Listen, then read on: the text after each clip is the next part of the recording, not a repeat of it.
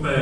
povedať ešte jednu myšlienku. Chceme sa obrátiť prostredníctvom, my sme to nazvali etický kódex majstrovstiev, na všetkých tých, ktorí budú zabezpečovať služby pre návštevníkov. Mám na mysli reštaurácie, hotely, taxikárov a podobne, aby sme zabránili tomu, že majstrovstvá sveta budú príležitosťou na jednorázové a povedal by som, že nie príliš lichotivé zvyšovanie cien za služby, ktoré sa poskytujú, čiže etický kódex bude snaha apelovať na to, aby majstrovstvá ukázali, že všetky tieto pohostinné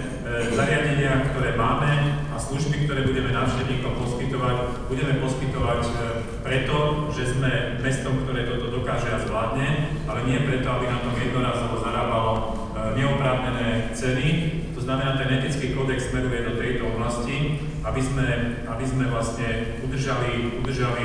istú atmosféru v meste, ktorá v prvom rade je orientovaná na záujem a služby pre návštevníkov, nie v prvom rade na to, koľko z tohoto príslušné zariadenie získa finančných prostriedkov.